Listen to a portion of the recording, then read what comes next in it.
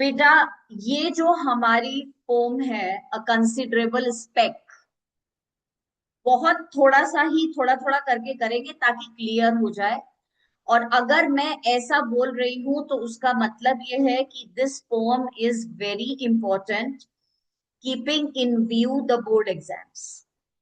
क्योंकि last year नहीं आई थी, लास्ट टू लास्ट ईयर आई थी। तो इस बार दो पोम्स जो तुम्हें पता है, मतलब हॉन्टेड हाउसेस तो सभी कहेंगे कि हॉन्टेड हाउसेस तो आनी आनी है। और दूसरी पोम है बेटा ये कंसीडरेबल स्पेक। तो थोड़ा अलर्ट होके हम बैठ रहे हैं। तो ये पोम एक्चुअली आपको रॉबर्ट फ्रॉस्ट क्या बताना चाहता है, तो आराम से सुनो और समझो। Actually, the thing is this, that Robert Frost is the poet as well as the narrator. तो वो नरेट कर रहा है अपना इंसिडेंट, और नरेट पोएटिक फॉर्म में कर रहा है। तो बेटा वो सबसे पहली चीज हमें इस पोम में ये बताना चाह रहा है कि इंटेलिजेंस एक तो होती है जो हमारे पास होती है, पर वो एक्शन में नहीं आ पाती। तो वो हाईली रेस्पेक्ट कर रहा है कि एक छोटा सा इंसेक्ट है, उसमें भी इंटेलिजेंस है, और वो इंटेलिजेंस जो इंसेक्ट है he is putting into action. ये एडमायरिंग चीज है उसके लिए, the thing to be puzzled. तो इतना छोटा लिविंग क्रिएचर है कि it is very difficult to look him from your eyes. Still बेटा वो छोटा सा इंसेक्ट जो कि बॉडीली हमें दिखाई नहीं देता, almost invisible to our eyes, उसके भी दिमाग में है इंटेलिजेंस, और he is putting that intelligence into action. This is the main point of this poem. Now the second point which you are going to keep in mind while reading this poem is that बेटा ये जो हमारा insect है, ये frantically effort कर रहा है अपनी जान बचाने के लिए, trying his best. He is making efforts to to just protect himself. इसे आप बोलते हो सर्वाइवल इंस्टिंक्ट।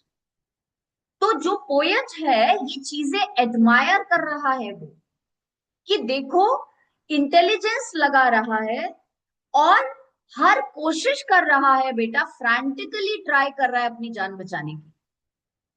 और सबसे मजेदार बात यह है कि दिस इज फ्यूटाइल, यूजलेस है, क्योंकि वो जान बचा सकता नहीं है अपने एफर्ट्स से, but at least he is trying to protect himself.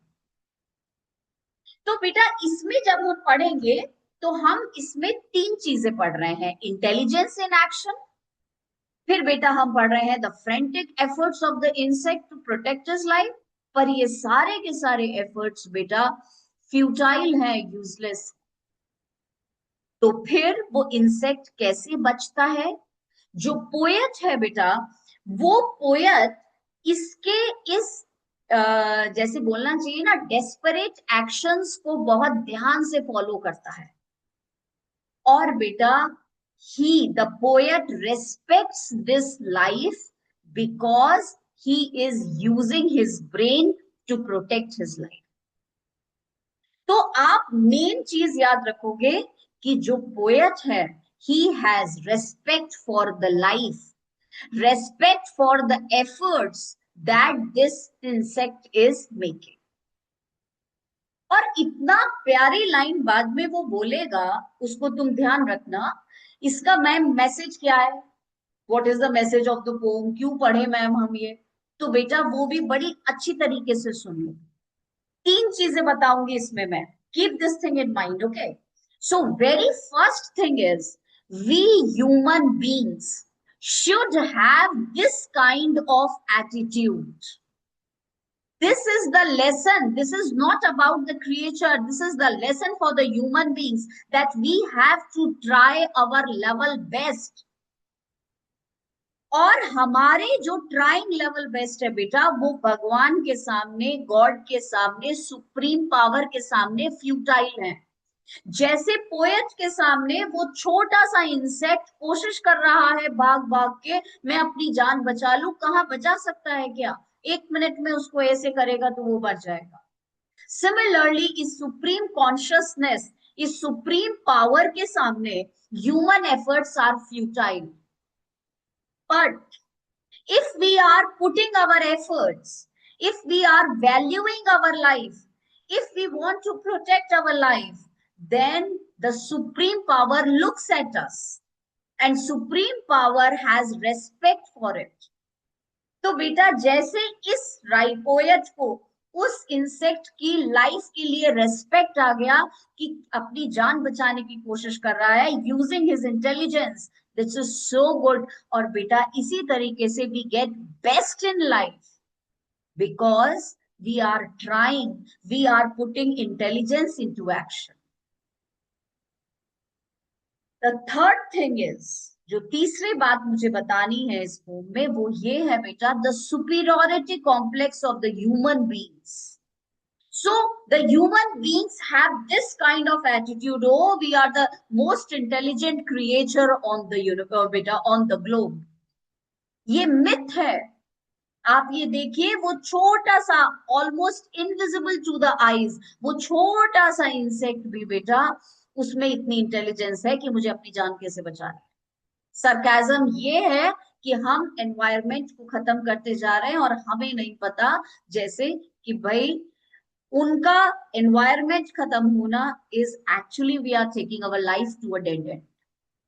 So this is the deeper meaning which you don't have to write down, but you have to keep these three things in mind when we are reading this poem. This poem is a kind of sarcasm, satire, कि हम human beings अपने आप को बहुत intelligent समझते हैं। Number two बेटा, ये भी हम मैसेज इसमें से ड्राइव कर सकते हैं इस पोम में से कि जो हमारे एक्शंस हैं, जो हम ट्राई करते हैं, बहुत अच्छी बात है। This is our responsibility to protect our life. और बेटा जब हम अपनी लाइफ को प्रोटेक्ट करेंगे we should put all our efforts, but all our efforts that we make, the supreme power जिसे हम गॉड कह सकते हैं, वो पावर हमारे एफर्ट्स को देखती है और बेटा रेस्पेक्ट फॉर लाइफ देती है और हमारे एफर्ट्स को सक्सेसफुल बना देती है। जैसे वो छोटा सा माइट जब अपनी जान बचाने के फ्रेंटिक एफर्ट्स कर रहा था तो बेटा पोएट ने उसे बड़ी इंटेलिजेंटली, बड़ी माइन्यूटली फॉलो किया और उसकी जान जो है वो बचा ली, क्योंकि पोएट जानता है this is the respect for life, this is the respect for intelligence in action. ये बेटा इसका इंट्रोडक्शन। ऑब्वियसली जब हम नोट्स पढ़ेंगे तो आपको पता ही है दैट वी रीड एवरीथिंग, और बेटा उसको पढ़ते समय जब हम उसको वो करेंगे तो then you know very well कि हम बाकी चीजें डिटेल में लाएंगे। अब आप अपनी बुक खोलो, वी विल रीड ओनली बेटा बिगनिंग की जो 7-8 लाइन्स है। ठीक है, चलिए।